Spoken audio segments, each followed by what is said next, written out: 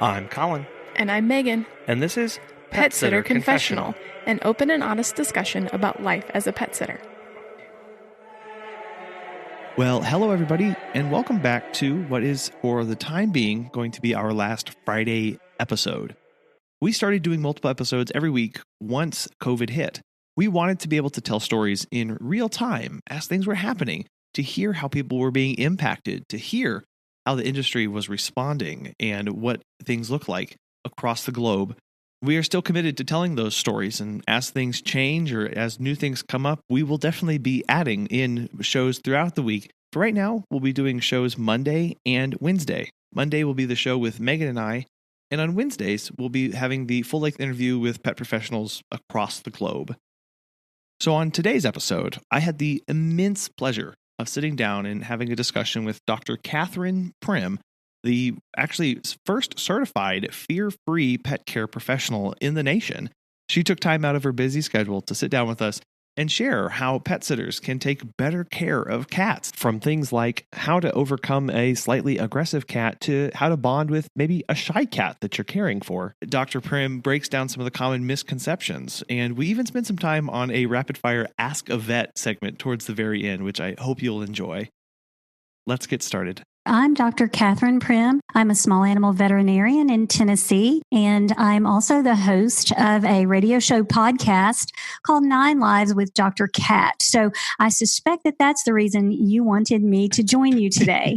Yes. Yeah. We're very interested in talking to you about cats and some of the common misconceptions around them, and how pet sitters can be better at taking care of them.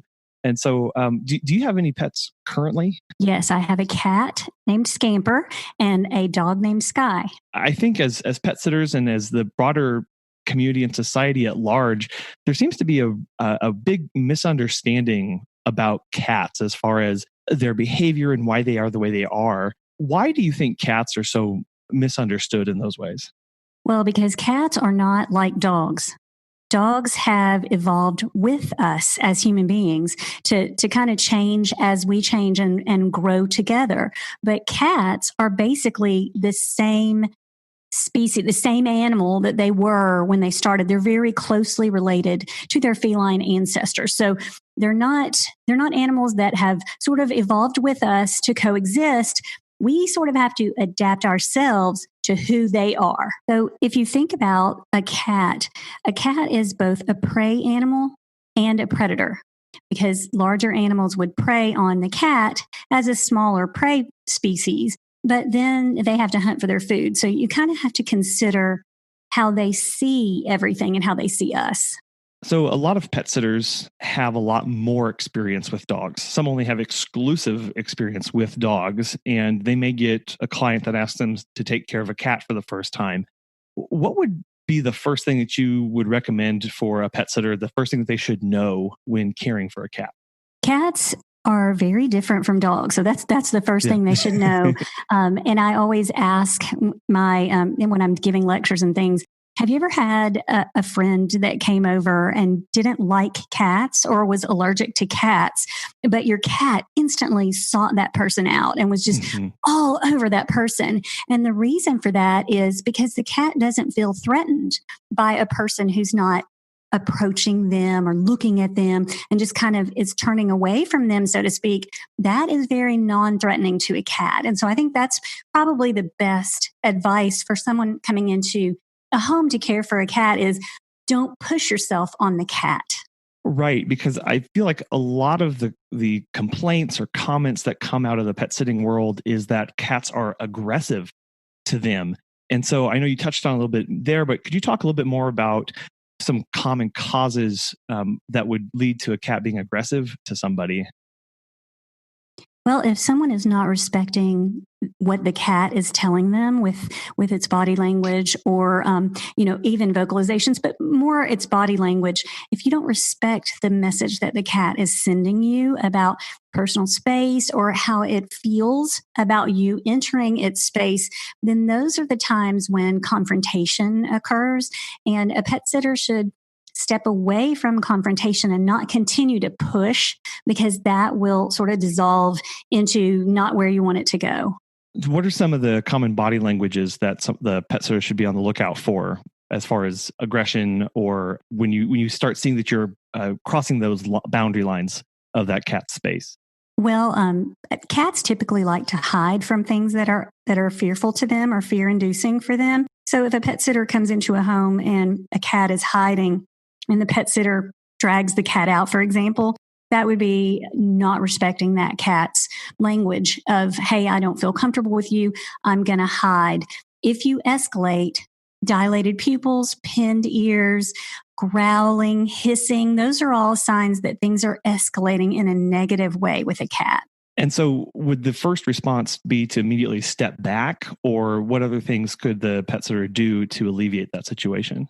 Absolutely. I wouldn't push the situation. In fact, even in my animal hospital, sometimes I have patients that will hiss at me when everything seems fine. You know, I'm doing my usual thing in my fear-free way. And the cat hisses, and the cat's just telling me, hey, Dr. Primm, that's too much. You have now crossed into the line where I feel like I'm going to have to defend myself through, bodily harm, through violence. And I have to respect that and step back. And I just go back to whatever I was doing when the cat wasn't advancing, when the cat was comfortable with my handling. And I think that's good advice for your pet sitters as well, even if it means you don't handle the cat a lot or you don't see the cat a lot. You have to respect what the cat is telling you. You mentioned Fearfree in the Fearfree way that you are in your vet clinic. You're a huge advocate for that. Could you tell us more about that and how pet sitters could get involved or get certified? Absolutely. I am a huge believer. In fact, I am the world's first Fearfree certified professional. And as a veterinarian, that was very, very important to me. They now have certification programs for trainers and groomers and other professionals. And the website where a lot of your information that pet sitters might find useful is called fearfreehappyhomes.com. There are handouts and videos to watch. A great video to watch about what are the language of the cat when a cat is fearful. It's there. I mean, your pet sitters could train themselves and educate themselves, and it's free. So that is an excellent resource. What are a few distinguishing features of a fear-free interaction with a pet as opposed to how people may normally interact with them? Well, I can speak mostly just from a veterinary hospital standpoint. In the olden days, before I was fear-free, we just kind of said, all right, we've got to do this. We've got to do these vaccines. We've got to do this exam, whatever it was. We just got to do it. And we might put on leather gloves we did not respect the fact that the pet was telling us, I think you're going to kill me. And obviously that's not what we want. We want animals to know that they're getting care and we want them to trust us. So now there aren't leather gloves in my hospital. And we respect when the animal advances in fear and starts giving me those signals. I change my tactics. And I often do examinations in a window perch instead of on an exam table, or in a hiding box with the lid pulled off where I can just slip my stethoscope inside and listen to hearts, and the cat feels less threatened. And that works really well for me. So it's really about, as you've mentioned a couple of times, that respect that you have for the animal so that you build trust over time so that it doesn't become a huge ordeal and a big fight each and every time, but listening to how they're communicating. Absolutely. I would say it should never become a fight. Now, I'm sure there are some pet sitters out there that hear that and go, that's all great and all, but the client only booked me for 30 minutes or for a 15-minute drop in. How can that be adapted for kind of short time periods for somebody who's dealing with a cat that may be showing some of those aggressive signs and not really wanting to interact? Well, it depends on what the pet owner expects you to do. If they just want you to check in on the cat, feed the cat, that you could do that without confronting the cat, without escalating the situation. If you've got to do something to the cat, then that's a different thing entirely. And I would encourage pet sitters that feel like they are not safe to communicate that with the pet owner so that they can then talk to their veterinarian, because we certainly have products and medications and things that we can recommend to help make that better. No one wants their pet sitter to be afraid. So over the past several years, since you've been a vet, what would you say has been the biggest change in our understanding of cats and their care? Oh gosh, the way I see cats is completely different. There's not one thing. I've always really, really liked cats, but I guess respecting what the cat is telling me is maybe a big thing. Maybe realizing that people expect cats to act and behave like dogs, and they don't. Appreciating cats because they're cats, and respecting that really allows you to see how cool they are. Yeah, and get to know their individual personalities over time too, instead of trying to force them into a box that you expect them to act and behave. Forcing them into a dog-shaped box. Right. Yes. But cats are so individual and so intelligent. And I don't think I really knew that until I was further along, how extremely smart they really are and how they're always watching us. So, you just got to kind of admire them. So if there's a pet sitter that is taking on their first client that has a cat, what should they be asking the owner about the care of that cat that may be different than a dog client? Well, certainly you would want to have the little list, just like you would have for a dog. What she eats, does she drink a lot of water? Does she use a litter box? Does she routinely, miss the litter box, or does she choose to not use the litter box? Is that going to be a warning sign, or is that kind of something that she does? Very, very important, especially if a cat is overweight, to make sure the cat is actually eating, because cats can suffer from a disease process called hepatic lipidosis. And if the cat is overweight and then the owner goes out of town, for example, and the cat just completely fasts, it could become a life-threatening situation. So I would encourage all pet sitters to be sure that they're kind of measuring and paying attention if that cat is not eating at all. Yeah, I recommend, and something that we do as pet sitters when we go over for cats is we'll fill the food bowl and then we'll actually take a picture of it before we leave, so that when we come back, we have something to compare to see exactly how much has been eaten, if any at all. There are a lot of cat products out there. I'm sure you've noticed that there's kind of been an explosion of things that people can buy for their cats. And as pet sitters, we interact with owners that are always buying more or maybe asking for recommendations. Are there any that we as pet sitters can steer them away from and recommend that they not bring into their home?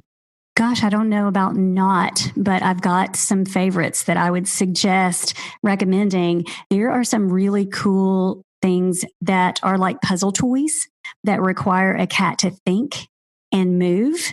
And that is a lot more physiological for a cat because they aren't grazing animals. They don't stand on a pasture and just eat all day long. So I love the puzzle toys. And if an owner had trained their cat to eat from a puzzle toy or one of the little bowls that looks like a mouse, and then you wind it up in it and they have to apprehend it, if that was in place before you as the pet sitter came in, then it would be easier for you. Everything would seem normal to that cat. So I think that would be a really good thing. We've talked a little bit about some aggression in cats and how that can come out. And you did mention that one of the first things that a cat does is hide. And so they tend to be shy to new things or changes. What are some ways that we as pet sitters can better connect with them when we're doing our visits and taking care of them? Well, I use a product called Feel Away. It is a pheromone that is synthetically created. It's the same thing that, how cats like rub their faces on you or butt you with their head. It's that pheromone that they spread onto objects that they feel are safe. So if you can spray some Feel Away on your clothing before you go to take care of a cat, there is a chance that the cat will see you as a safe person, as someone that has already been marked, checked out, and certified as safe. It doesn't work 100% in every cat, but I certainly spray it on myself every day, twice a day in my animal hospital. And for those that it works, it makes a pretty dramatic difference. That's good to know about, because a lot of times you may, as a pet sitter, not know where to even start.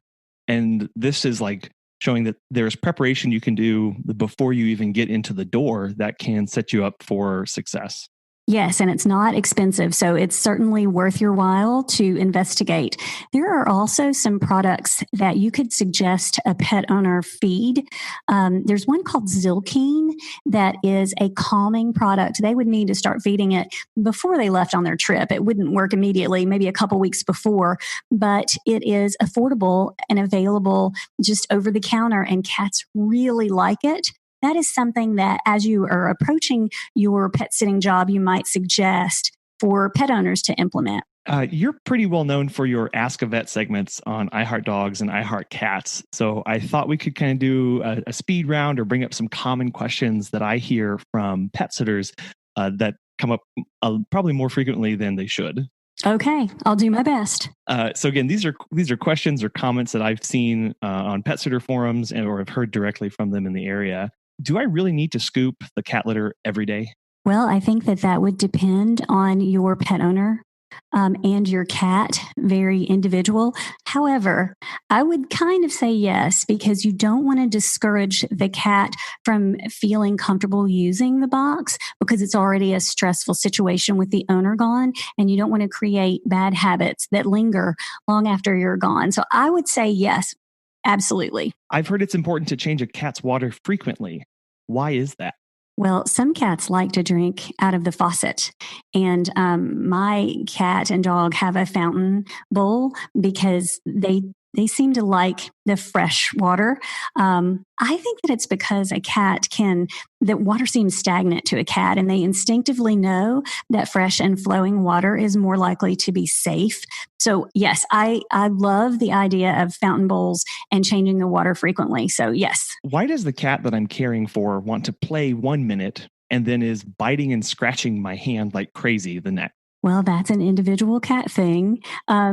Some people believe that if a kitten has not been socialized correctly, like maybe it was weaned too young or orphaned or something, that they never learn their bite inhibition and they never learn how to interact socially with other cats or maybe even with people. So it might be that the cat really doesn't mean to be bitey or hurtful, but doesn't have that inhibition because of the way it was socialized as a kitten. I think following up with that, why does my cat randomly seem to attack my leg as I walk through the house? Well, when I was in veterinary school, I had a cat named Merlin, and I wrote a whole chapter in my book about him because he would stalk my roommate. And whenever she walked down the hall, he would wait under the couch to grab her legs or her feet. And she would squeal and they would both run. And I think he just thought that was really fun. I mean, he just seemed to really work for that squeal. Oh, well, you mentioned earlier too, they are these little predators. And so that kind of is a behavior and action that they can act out and play with. Absolutely. We underestimate their needs, their physical needs. Another question was, can I just let it outside? It's a tiny predator anyway. No, you should follow the instructions of the pet owner for sure. Uh-huh. I think if you let someone's indoor only cat outside, that would be a recipe for disaster. Mm-hmm. But keeping cats indoors is very much more safe for them because of the things that outside that can hurt them. But if we're going to keep cats strictly indoors, we have to meet their mental and physical needs. Things to climb on, vertical spaces, encouraging activity, the things I talked about, puzzle bowls and activity toys and that kind of stuff. That's kind of our responsibility to that cat. And then I talked about this a little bit earlier, but a common thing that comes up is it's a cat, so I don't need to be with it any longer than 15 minutes or so, right? Well, I guess that depends on the pet owner as well and how much the cat is interacting with you. A lot of people believe that cats should have an interactive playtime right before they eat that they can kind of count on. So if that is something that you could implement when you were there and the cat would interact with you, again, not forcing yourself on the cat, I think it's very positive for the cat that he or she gets to think and move before eating.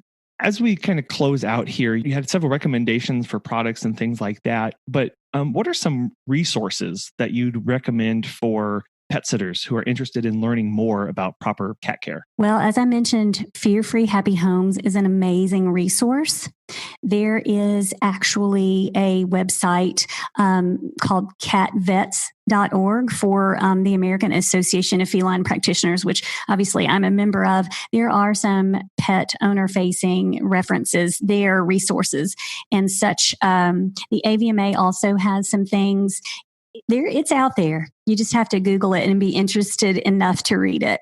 It takes a little bit of time, but it can really pay off in the long haul. And of course, my Ask a Vet articles that I've done for I Heart Cats, I've talked about everything. Why does my cat bite me? I mean, everything that we can think of, I have written. So certainly utilize that as a resource as well. Right. We've gone through just some highlights of cat care, but there is obviously a ton more out there. And so for people who are interested in using you as a resource, how can they reach out, follow up, and seek out some of the work that you've done? Well, you can Google me, but the fastest way, probably, I'm on Facebook, Kathryn Primm, DVM, and a lot of the social media. Also, Pet Life Radio is the platform upon which my podcast launches, and it's 9 Lives with Dr. Cat. I also have a dog show called Dr. Cat Gone to the Dogs.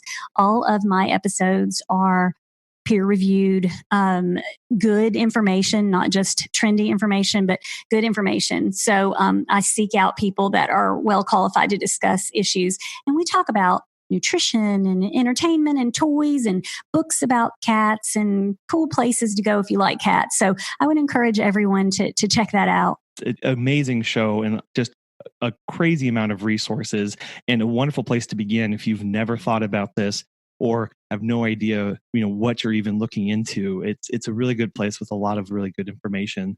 Dr. Cat, I wanted to thank you for coming on today and taking time out of your busy day. I really appreciate it, and I wish you all the best. Oh, well, it's my pleasure to be here. I love spreading word about cats. Dr. Cat's resources for both cats and her dog resources are amazing ones, and I definitely encourage you to go check those out, especially if you've never cared for cats before, or maybe you have one upcoming soon and you're trying to get prepared for it.